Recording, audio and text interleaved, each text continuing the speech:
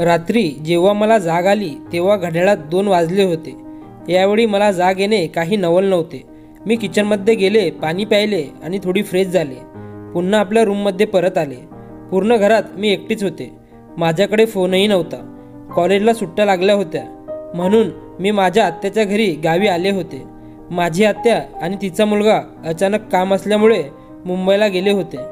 माझी झोप पूर्णपणे उडाली होती, त्यामुळे आता 1-2 तास तरी काही झोप येणे शक्य नव्हते। म्हणून मी माझ्या आवडीचे काम करत बसले होते। मला वेगवेगळ्या ठिकाणांची वस्तूंचा विचार करायला खूप आवडत होते।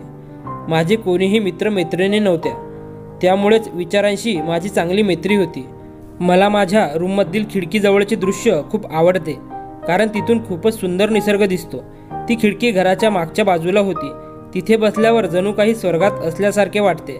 त्या खिडकीत मी बसून मी माझ्या विचारात बुडाले होते। इतक्यात जोरात काहीतरी पडल्याचा आवाज आला। आवाज एवढा जोराचा होता की त्या आवाजाने मी खूप घाबरले होते। घरी एकटीच होते, त्यामुळे कोणाची मदतही घेता येत नव्हती। मी घाबरतच बाहेर आले। त्या आवाजाच्या दिशेने जाणार इतक्यात लाईट गेली। आतापर्यंत जो निसर्ग मला सुंदर वाटत होता तो अचानक भयंकर वाटू लागला होता। त्या भयानक अंधारातच मी पुढे गेले आणि कपाटावरचा टॉर्च शोधू लागले। टॉर्च घेऊन मी हॉलमध्ये आले तर टॉर्चही बंद झाला, कारण टॉर्च चार्ज करायला मी विसरले होते। मला माझाच राग येत होता, इतकी कशी मी वेंदळी आहे। तेवढ्यात अचानक माझ्या मागून एक सावली गेली। मागे वळून पाहिले तर मला काहीच दिसले नाही। हा माझा भास नाही याची तर मला खात्रीच होती। मी पुन्हा समोर बघितले तर माझ्यासमोर एक 5 फूट उंच माणूस उभा होता। बाहेर जोराचा वारा आणि पाऊस चालू होता, पण मात्र घामाने पूर्णपणे भिजले होते। त्या माणसाने काळ्या कलरचा टी-शर्ट घातला होता। त्याचे केस विस्कटलेले होते आणि थंडीने तो थरथर कापत होता। त्याला बघून मी पूर्णपणे ब्लॅक झाले होते। मला काहीच सुचत नव्हते। तेवढ्यात तो माणूस शायरी म्हणू लागला। ती शायरी ऐकून मी भारावून गेले, कारण ती शायरी तर माझीच होती। माझ्याशिवाय ती दुसऱ्या कोणालाच माहिती नव्हती। मला काहीच समजत नव्हते। तो माणूस एका नजरेने माझ्याकडेच बघत होता। मी खूप घाबरले होते। घाबरतच मी त्याला विचारले, कोण आहेस तू? तो माणूस मला म्हणाला, तू मला ओळखत नाहीस, पण मी तुला चांगलंच ओळखतो। तो माणूस जे म्हणला ते मला काहीच समजले नाही। मी विचारले, म्हणजे आणि तू माझ्या घरात कसा आलास? त्याने मला इशारा करून बसायला सांगितले। मी एका खुर्चीवर बसले आणि त्याच्याकडेच बघत होते। तो म्हणाला, असं माझ्याकडे बघत राहशील तर माझ्या प्रेमात पडशील। त्याच्या बोलण्यावर मला त्याच्या डोक्यात काहीतरी घालेन असे वाटत होते, पण मला माझ्या सर्व प्रश्नांची उत्तरे अजून मिळाली नव्हती। म्हणून मी शांत बसले। मी म्हणाले, जे काही सांगायचं आहे ते लवकर सांग। तुझ्या या ॲटिट्यूडवर मी त्या दिवशी फिदा झालो होतो, तो म्हणाला। मी आश्चर्याने त्याच्याकडे पाहिले। त्याने सांगायला सुरुवात केली। 7 ऑगस्टची रात्र होती। 1:17च्या ट्रेनमध्ये मी चढलो तर सर्वजण आपापल्या सीटवर झोपले होते, म्हणून मी जाऊन माझ्या सीटवर बसलो। माझी नजर समोरच्या सीटकडे गेली। तिथे तुझा तो निरागस चेहरा, स्वतःच्या जगात हरवलेली तू झोपली होतीस। तुझ्या चेहऱ्यावरची माझी नजर हटतच नव्हती। तेवढ्यात तू थोडी कुशीवर परतलीस आणि मी भानावर आलो। तुझ्याकडे असं बघणं मला बरोबर वाटले नाही। मी झोपायचा खूप प्रयत्न केला, पण ते शक्य झाले नाही। सकाळी 6च्या दरम्यान मला झोप लागली आणि जेव्हा जाग आली तेव्हा समोरच्या सीटवर तू नव्हतीस। एक वेळ असे वाटले की तू आता कधीच दिसणार नाहीस, पण इतक्यात तू परत आलीस हे पाहून मला आनंद झाला।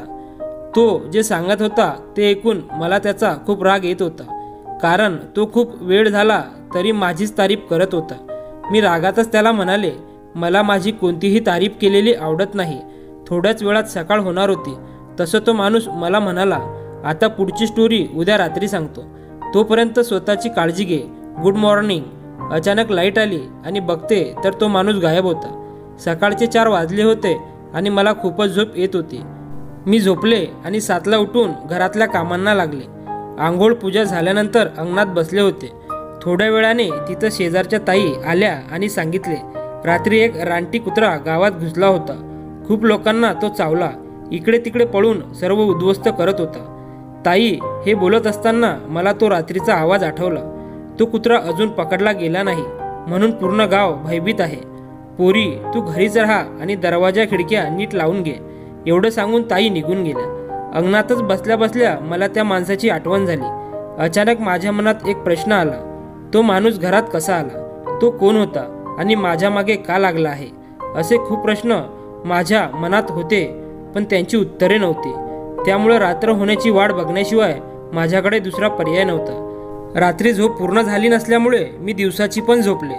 4 वाजले होते. घरातील थोडी कामे करून मी हॉलमध्येच बसले होते.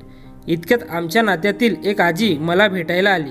नंदू, कुठे होतीस? मी दुपारी आले होते, आवाज दिला, पण काहीच उत्तर मिळाले नाही. तुझी तब्येत ठीक आहे ना? आजीने काळजीने विचारले. हो आजी, रात्री लाईट गेली होती, त्यामुळे झोप झाली नाही, म्हणून दुपारी झोपले होते. मी चहा बनवते. किचनमधून 1 कप चहा आणि बिस्किटे घेऊन आले आणि आजीला दिले, कारण मी चहा पित नाही. तेवढ्यात आत्या आली. कशी आहेस नंदू? काही त्रास नाही ना?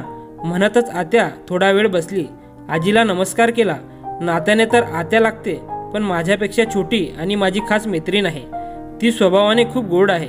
आम्ही बोलायला लागलो की खूप वेळ गप्पा मारतो. ठीक आहे आत्या, असे म्हणून मीही बसले. माझ्यासारखाच आत्याही चहा पित नाही, त्यामुळे तिने 2 बिस्किटेच खाल्ली. चहा झाल्यावर आजी निघून गेली आणि आम्ही दोघी गप्पा मारू लागलो. नंतर गाणी लावलीत, नाचलोही. थोड्या वेळाने आत्याही निघून गेली. माझ्या मनात आले होते की रात्रीची घटना आत्याला सांगावी, पण मी विचार केला, ही बातमी गावात पसरली तर खूप चर्चा होईल. मी टीव्हीवर गाणी लावली आणि जेवण बनवायला गेले. रात्रीचे जेवण झाल्यावर मी थोडा वेळ टेरेसवर फिरायला गेले. पावसाचे दिवस होते, त्यामुळे बाहेर गार हवा सुटली होती. मी ढगांच्या मधून चांदण्यांना शोधायचा प्रयत्न करत गुणगुणत होते. आणि अचानक, फ्रेंड्स, कथेचा पुढचा भाग लवकरच घेऊन येईल. मित्र आणि मैत्रिणींनो, व्हिडिओ आवडल्यास व्हिडिओला लाईक करा, शेअर करा आणि आपल्या मॉरल स्टोरीज चॅनलला नक्की सबस्क्राईब करा. धन्यवाद.